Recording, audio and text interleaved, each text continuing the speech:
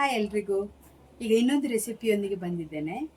ಅದು chicken pepper dry ಅಂತ. ಅದು ಹೇಗೆ ಮಾಡೋದು ಅಂತ ತೋರಿಸ್ತೇನೆ, ಬನ್ನಿ ನನ್ನ ಜೊತೆ.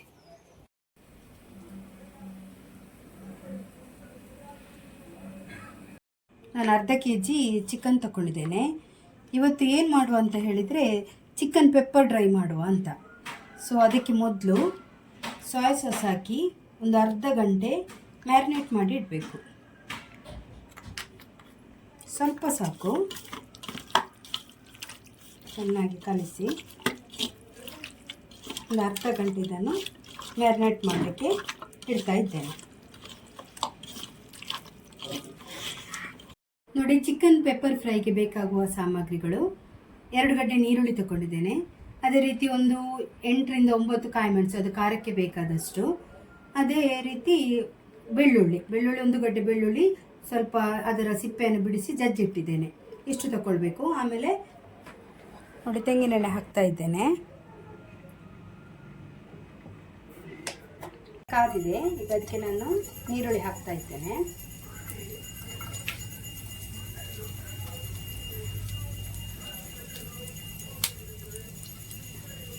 ನೀರುಳ್ಳಿಯನ್ನು ಚೆನ್ನಾಗಿ ನಾವೀಗ ಫ್ರೈ ಮಾಡಬೇಕು.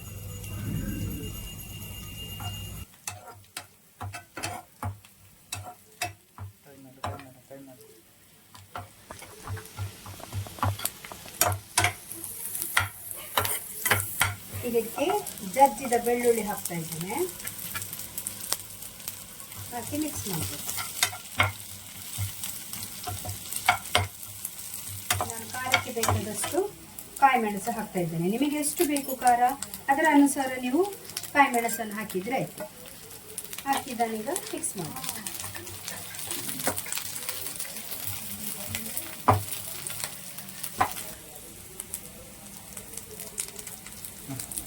ಈಗ ಚಿಕನ್ ಹಾಕಬೇಕು. ಚಿಕನ್ ಎಲ್ಲ ಮಿಕ್ಸ್ ಮಾಡಿ.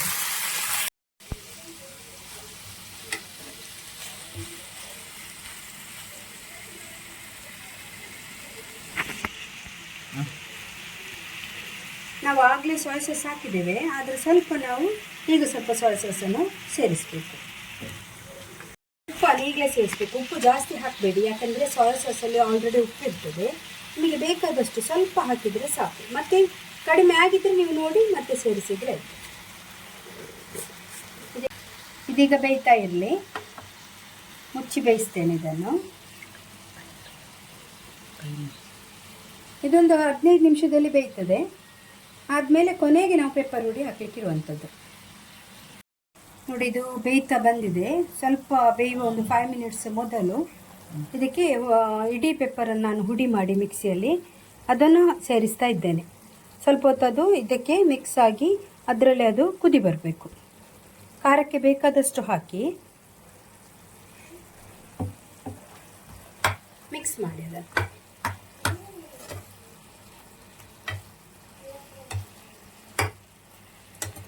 ಇದು ಅಲ್ಲೇ ಡ್ರೈ ಆಗಬೇಕು.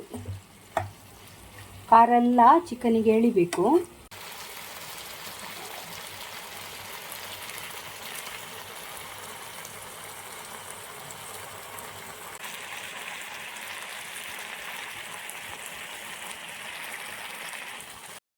ನೋಡಿ, ಇದೀಗ ರೆಡಿ ಆಗಿದೆ.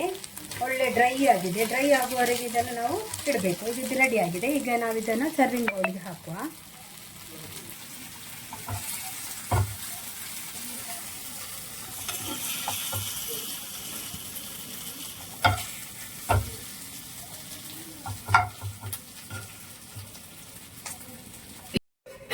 ನೋಡಿ, ನಮ್ಮ ಚಿಕನ್ ಪೆಪ್ಪರ್ ಡ್ರೈ ರೆಡಿಯಾಗಿದೆ.